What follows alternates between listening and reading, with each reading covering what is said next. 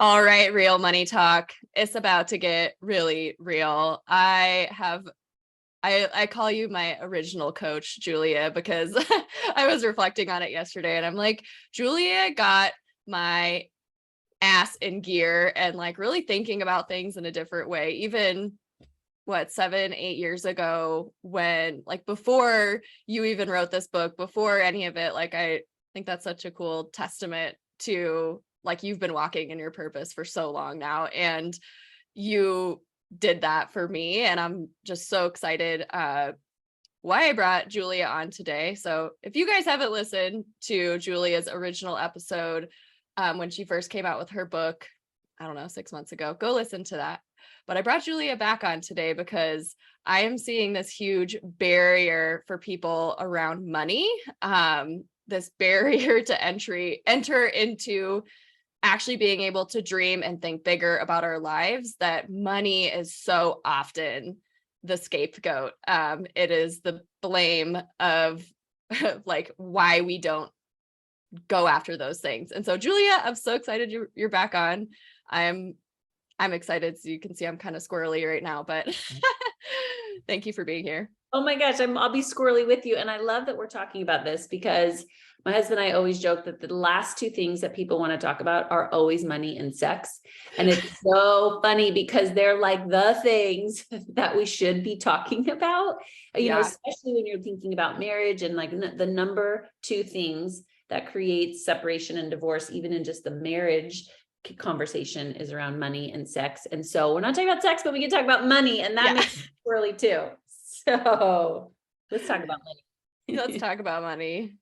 Yes. Well, give us a just high level overview of, you have this new book, Dream, I Dare You, and the conferences you're doing, but just high level overview of where you've been at and where you're headed.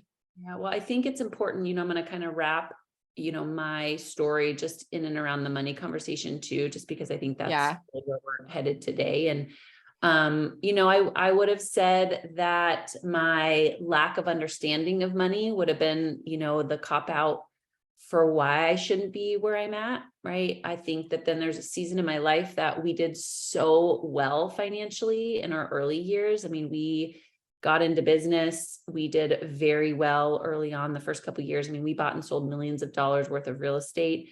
And so most would think, nice to be you, lucky to be you. And that, is a claim to fame to your story. And then what they would know is in chapter 2, we ended up $100,000 in debt in my mom's basement, And so I think my story, if we reflect in from a financial perspective, has really been a roller coaster of unlearning in order to actually learn what money is, what money isn't, the role that it plays in achieving our dreams. Because I think I would have thought years ago that it was the main thing that would help me live my dreams, that it could have been the main thing that made me feel successful, that it could have been the main thing that made me feel, stable and secure, and is, Jordan, the main thing that stops people from taking the next step. So I say that from a really high ambiguous level, but I want people to know, just to have context of like, I've been all of those places. I've had money. I've not had money. I've thought that money was the main thing. I've tried to ignore money. I've tried to do all of those things in pursuit of living the dream. And so to kind of dive into, just the mindset around money, what money is in regards to, the tool when you're chasing your dreams, how to think about money when you're chasing your dreams. But you name it, we've probably been there with our money game too.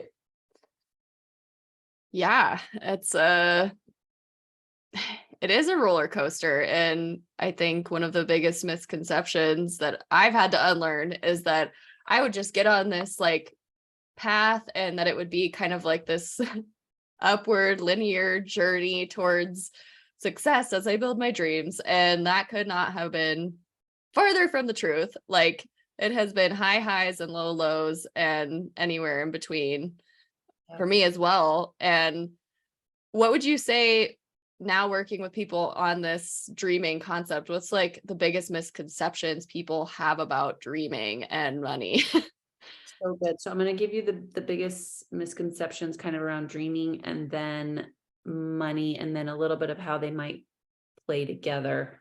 Okay. So I think the idea that most people have about dreaming is a little bit of, generally speaking, a pie in the sky approach to life. Like a little bit of, well, it would be nice, or it would be convenient, or it's designed to make me feel good. And so when I dream, or when I consider my visions for the year or my goals, I kind of feel good, but then it's not really that good. And it is. And so I think that what we're not recognizing is that dreaming is not one of those things that, like, when I get there, or it would be nice to do, it's actually our responsibility.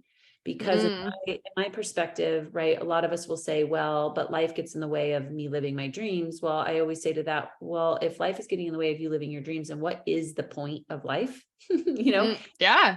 For most of us, we would say, well, I'm just busy making a career for myself and paying my bills and going, and we start to go through the motions, and whatever level we are, whether that's good or fine, or we have a lot of money or no money, it comes back to the same thing of that success without fulfillment is the ultimate failure, right? Tony Robbins. Yeah. I think when we think about dreaming is actually the point. The idea that I need to build my life from a place of revelation. So when I use the word dream, the first thing is we have to realize that we have to unlearn what that word is. It's actually the ability to dig so deep within yourself, within the things that God has given you to do and to be and to have and to give to this world, that then I have the ability to create the world that's going on within me in the world around me. What dreaming is. Now that's a lot to unpack. There's like a chapter in my book to unpack this. But basically what we're saying is that when you start to live from this place, you don't need the world to give you something that God has already put on the inside of you. Your job then is to get the world in you to the world around you. What makes this challenging is that we generally live in a world and an environment, and just by way of how our brain is wired and functions, is that we're really an externally seeking culture, which means I'm looking at the world around me to fulfill the things within me. And that's why we're hopeless, depressed, depleted, anxious, popping pills, drinking wine, looking for money, chasing the next deal. Yeah. Right? But that's not really what dreaming is. So that's the biggest misconception with dreaming. I think the biggest misconception with money is that money is the answer. And right, even the Bible is clear about this. Money is not wrong. Money is not bad. Believe me, I've had it and I've not had it, and I would rather have it. Yeah, totally. I would rather have it. Like if there's a problem to have, I would rather be figuring out that problem. However, I look at money as a resource. And so whether you have it or don't have it, it's not the only resource that helps us chase our dreams, right? It's a resource, but we also have our time and we also have our talents.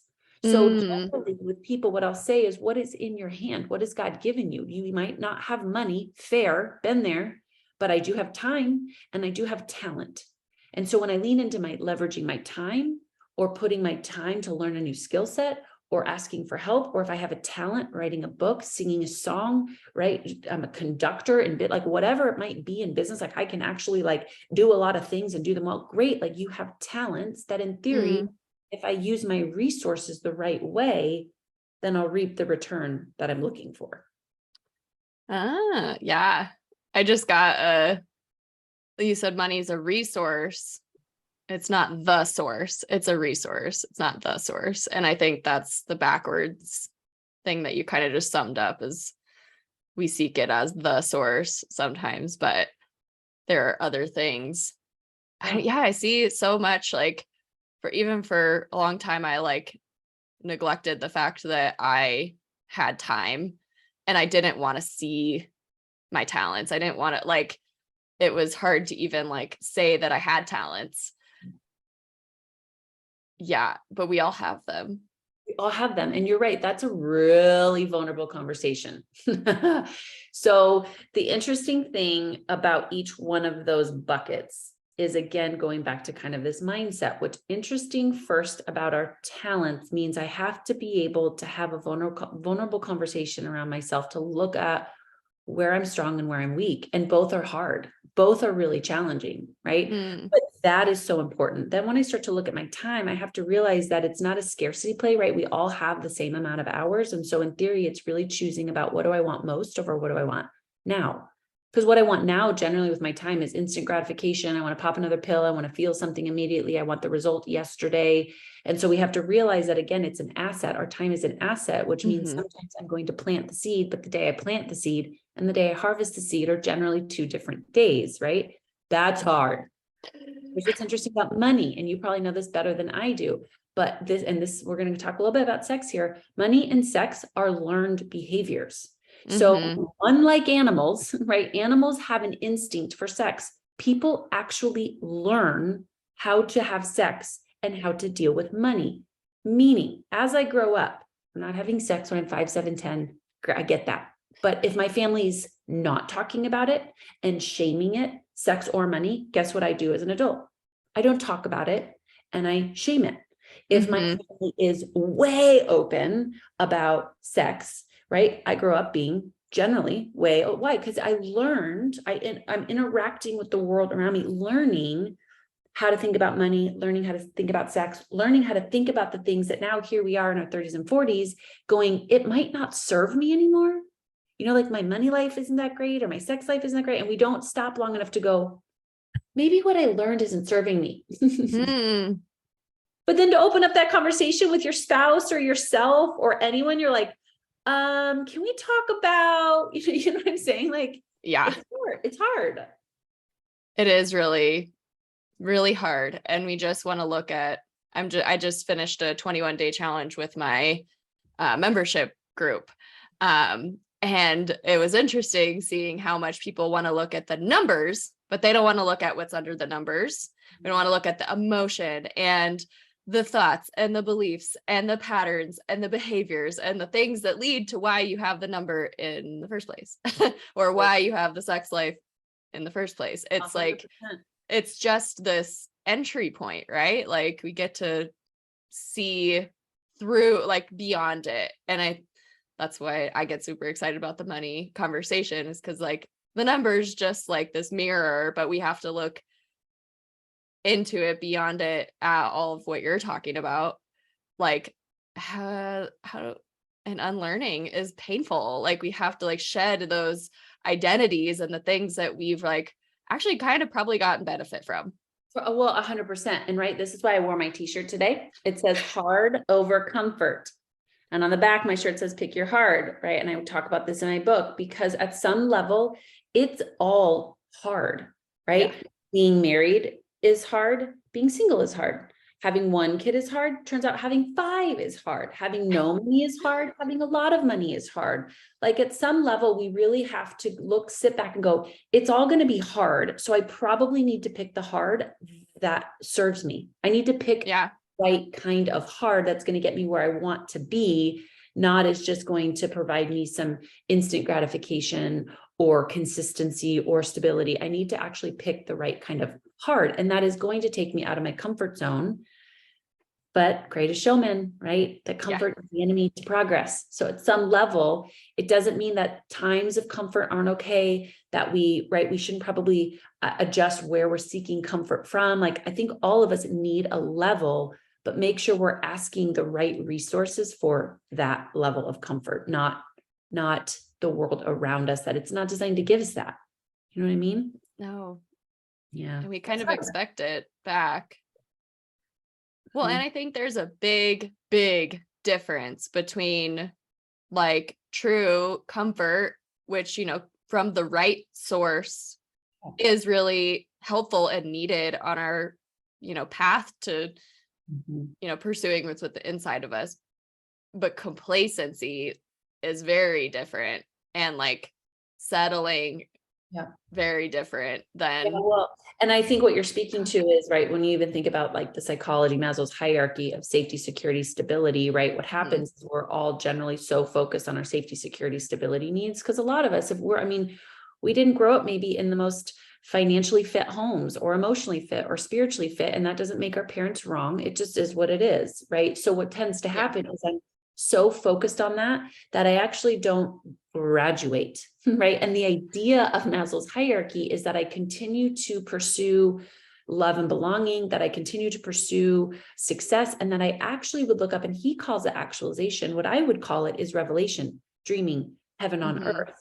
And what I've looked at when I consider and have studied the psychology of his hierarchy is I believe we should be flipping this thing, which basically means I need to be mindful that yes, I have safety, security, stability needs. I have a desire to connect. There is a desire in me to be successful, but where I put my attention is where I'm going to build my world. And so if I'm just so focused on safety, security, stability for 20, 30, 40 years, of course, I'm going to continue to do that in my later years. So the idea is if I can focus on revelation, if I can focus on the dreams that are within me, the dreams that God has given me, and I can build my world around that, meaning if this is the dream, what would safety, security, stability look like? If that's the revelation for me, what would my connection with people look like? If that's where I'm going, what would my success metrics look like? So you're building a world based upon where you're going, based upon revelation, not just what's around you. Doesn't mean that's easy. Back to our earlier point, that's equally as hard, but at some level, it gets me focused on where I'm going and not just where I am or where I've been. Ooh. Yeah. Yeah. So that's also, it's hard. Well, and I think like my husband, Zach, talks about this all the time. He's like, we have like, especially living in the United States. I don't know where everybody's listening to this from, but like in the United States, we do have it like really easy in a lot of ways. Like, and especially, you know, where we live and where we are, like there's a lot of things that are easy. And we kind of like make things hard to have something to feel like we're working on. Like we kind of come up with these like sideline, almost like distraction hard things just to give, like our brains, our souls like want something meaningful to work on. But a lot of times we're like seeking down here instead of like up here, because our true, especially if you have food, water, shelter, basic needs met, right? Like, and I think that's what Maslow's like basic first level of the pyramid is like food, water, shelter. If you're listening to this podcast, you probably have that. So, but we kind of, stay scrambling down, where really like our true security can only come from God, right? Like not from things around us. 100%. Well, and I had to hit that head on, right? Almost 18 months ago now, my husband and I decided to take the path of sobriety. And we laugh, right? He drank a lot. I drank often, so I was a social drinker. Mondays, Fridays, it's 3:00. My kids exhaust me. I just need a minute by myself. I just need to wind down. There was a lot, and I just didn't realize how much I was depending on that as a place of comfort. And until I realized that I wasn't actually finding my source, and I do call it God, right? I call that he was supposed to be that place of comfort, is that I continued to put it on something else that it was never designed to give me. Again, just like money, is alcohol bad? No, unless it has me. Just like money. No, money's not bad unless it has me, right? Unless it owns me, unless it's making all of my decisions for me. And so at some level, it wasn't again that I drank often, but it was enough to where it was a focal point and it had me. And so this is an important conversation to unpack these layers, because if I don't, then I'll never find what I call the thing under the thing, right? To be able to identify what's really keeping me from the dreams that I have. And you're right. I think that it's the busy. I think that it's comparison. I think that it's avoidance. I think that it's fear. I think all of those things make us human. They don't make us crazy. And so if I'm not willing to look at that and ask, what is this giving me that I'm not allowing God or myself or the dream to give me? Then I continue to ask the world to keep giving me something it wasn't designed to give me. That's where sobriety made all the difference. It wasn't, I didn't do the AA meetings. I didn't do the however many steps there are. I simply sat with, what is alcohol giving me that I can't give myself? And the answer to that was a sense of belonging, a sense of security, a sense of assurance, time to be alone in my thoughts, because that's in theory what I thought I needed alcohol to give me. How about I just figured out a way to give it to me on a very healthy level, right? Yeah. And that opens up. So I think when we start to unpack, like, okay, what is money giving me that I can't give myself? Purpose, significance, power, esteem. Okay. I'm not suggesting that money doesn't help with some of those things. But if it's the source that I'm asking it to give me significance and to give me certainty and to give me power, it's like it's the deficiency needs of Maslow's hierarchy. It will never be enough. Yeah. Never. And I work with people who do millions and millions and millions and millions of dollars a year, and they're saying the same thing. Yeah. Which when you don't have money, you're like, well, I'd rather have your problem. I'd rather be in your, well, says you, that's not what they would say, And so I think it's really easy to look at someone else's problems and think that they're easier, when in fact, all of us, it's all the same thing for all of us, that we need resources to move our lives forward. We need meaning to provide the purpose and the direction, and together, using them together is where the magic happens. Yeah. Money can definitely give you that temper. Like and our world really has reiterated, right? Like the world gives this validation back about that story about money, that if I have it, I'm secure. And I'm, we get it voiced back to us all the time. But if you still are feeling like that lack of purpose and fulfillment, then that's not the source. Like that it's a temporary relief. And to your point, like never enough. It will never be enough. And so it's almost a visual. If I would say to someone right now, if you're trying to really identify like a better money idea or illustration, money to me, when I say those resources, again, God had a dream and he wrapped you around it. And so within you is the dream. And I don't mean, I just want to go sit on the beach for the rest of my life, or buy a dream home, or I get those. Like those are cool to have and important, but I mean like the thing that you just can't not do, or the one that you put on the shelf, or the one that you've even been disappointed about, or your greatest place of pain. Oftentimes there's a lot of common thread around your greatest place of purpose. So all of those things, it wraps you around it. Then on your tool belt, you have all these resources. Therefore, being money, that's just a resource. It's just a tool on your tool belt to achieve your dreams, but it's not the only tool, right? Then there's also your mindset. Then there's also, right, your talents. Then there's also your time. Then there's also people, right? All of these things are like tools on our tool belt. And so in theory, if I don't have a lot of money, or if I don't have my knife isn't that sharp, then I can grab another tool, right, to be resilient and resourceful. Because again, part of this is asking you, how bad do you want it, right? Do you really want the dream, or do you just like the idea of the dream? Yeah. In there too. Like I have a lot of ideas around Pinterest makes me think that like the farm was cool and 5 kids is beautiful and glamorous all the time. And you know what I'm saying? Like, yeah, like our world, to your point, does a really good job of like narrating to us that money solves the problems and alcohol makes me feel good, and like, right, just sex all the time should like solve world hunger, and like no, none of those. Yes, we need all of those things, but they don't do what it's marketed to us. They're tools in our tool belt, that if we could realize that they are tools and not the source, it changes our approach.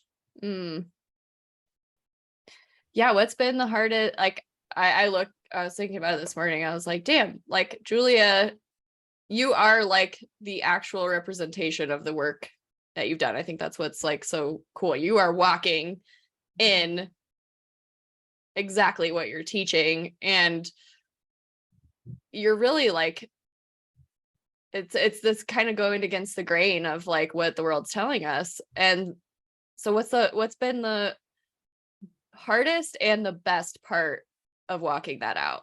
Yeah. I think it honestly, Jordan, it has been doing the work. I appreciate you saying that. And from being someone who's followed my journey for years, the best, hardest part is doing the work, and I stand before you today, and you're right. I have achieved everything that was on my goals and dream board and in my heart 10 years ago.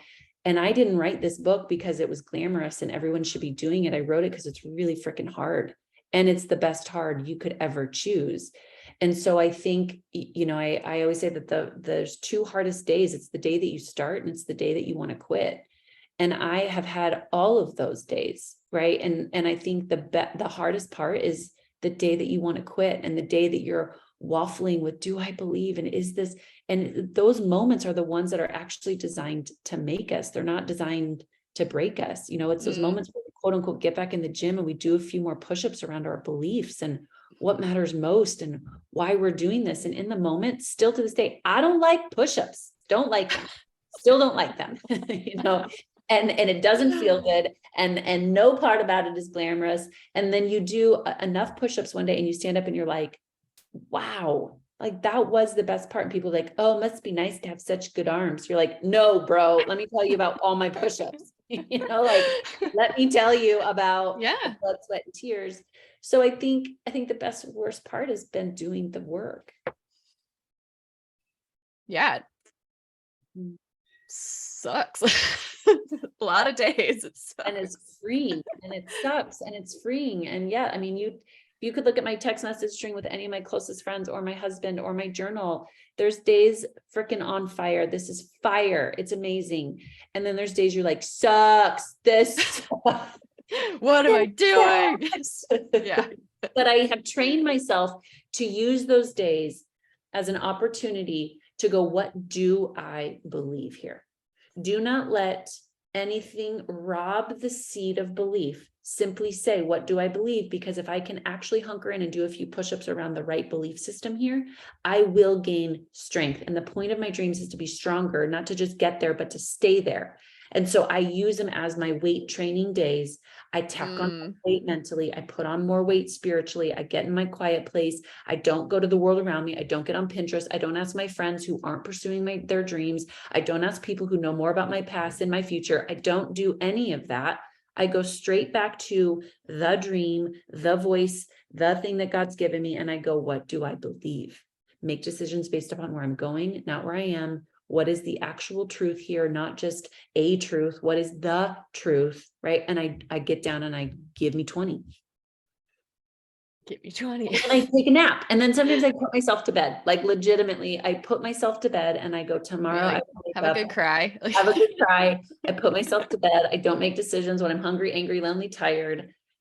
That helps. Those are some good rules of thumb there, because it is, I feel that hardcore having to really dial into that. And admittedly, I've walked away from the truth many times, but somehow it always finds its way back to me. Oh, right. It does. As much as I even like want to throw it away, I'm like, oh, good, do it. Like totally. And that's what I love about that truth. And there's a lot of narrative right now around my truth. And I hear you. But it's the point in case, Malachi says, too floppy. It's so it's so emotionally based. And it's like Malachi who says, but Mom, Google says, and I'm like, okay, buddy. So Google doesn't mean it's true. This is your son, right? Son Malachi, not the Bible. He's identified Google. Okay. In Surrey, right? And he's like, yeah, but Google says, and I'm like, fair. It might be a fact on Google, but it doesn't mean it's a truth. It doesn't mean it's the truth. And that's a deep conversation. We can say that for an entire podcast. And I think that comes in theory with wisdom and some experiences and digging under the thing. And, but yeah, the truth will always stand. Not my truth, not a truth, not a fact, the truth. Yeah. My truth changes by the moment. Based upon how someone else responds most of the time. Right. Yeah. That's it works. But there are sound truths, right? Biblical truths that ground us. And sometimes we need to circle the lie to find it. And again, if we're not willing to break, we're never heal. So that's part of the journey. Yeah. Important part. Yeah. So tell us about this conference. Gosh, I'm so excited. Can you stand it? I can't even stand it. Yes. Okay, Denver people, listen up. And if you're not in Denver, you can come too, but you totally can. You're all invited. And if you're in Denver, you have no excuse not to be there. So the heart around this conference, when I wrote the book, I knew that it is it's a big read. Dream I Dare You is not an easy read. It's not something you do at nighttime. And generally, I've even encouraged, don't read it alone. That's why we've really tried to promote small groups, do it with your spouse, and, do it as a company, do it as a leadership team. But it has grown now into a place where we're having people in key cities basically saying, will you come and will you do a conference? And so what we do is we take the transformational work of the book and we put it in 2 days. And basically we've created an experience for people to walk through the process of dreaming, right? It's not just about, hey, come and clarify your dreams and let's think of New Year goals and resolutions that make you feel good that you're not even going to do, right? Like yeah. Population, like 49% of people, or I should say, 51% of people don't even set a New Year's resolution. And of the 49 that do, it's like 9% even keep them, right? So we're talking it's about by February, I think like 80% have completely neglected. So let's just throw that idea out the window. So at this conference, we will not be doing that. What we will be doing is walking you through a process of identifying what's been stopping you, to your point, conversations around narratives and beliefs, and unpacking that. We will walk you into this process of understanding truly what is your heaven on earth and why are you here and what is your greatest place of purpose and what is your fire and what is your conviction. And we'll get you to the point of a game plan around how to walk that out. It's life-changing, Jordan, right? Like I've done the work enough with people that when I wrote the book, I knew that it would work. Then we've done the conference to the point that we just did it in Florida, and we saw lives transformed before our very eyes. And so I'm stoked to be doing this in our hometown and in Denver. And yeah, we're going to bring the heat. Hell yeah, we are. I'm so excited. And I will be there. One of our ambassadors, which is incredible. Yeah. So it's January 13th and 14th. You can learn more at daretodreamconference.com. We have early bird pricing through mid-December. So depending on when you're listening to this, but it's going to be incredible, truly incredible. Yeah.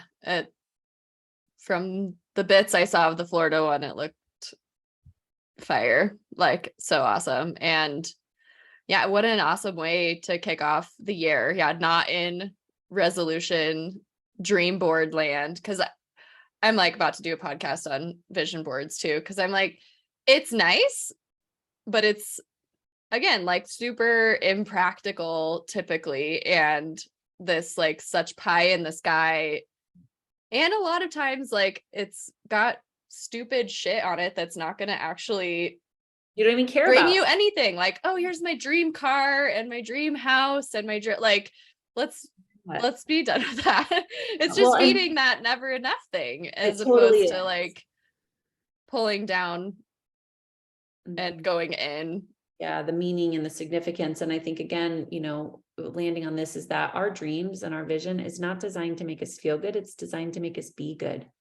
And you and I both know that that's a hard process, right? Because if I really want to be good and be the best version of myself, I need to live till failure, right? I need to I got to burn a little bit. I need to break a little bit. And so, yeah, that's what this conference is. It's for people who are going, I'm sick and tired of being sick and tired. I'm done with being okay, fine, and good enough. I believe that there's more. I'm tired of striving and I want to see what I'm really made of. I want to see what is on the other side of simply being bold enough to say yes. Because that's all boldness is. It's not the storm the fiery gates. It's a willingness to just say yes and to surrender the in-between, to have high standards and low expectations, and to move towards your dreams because you just can't not.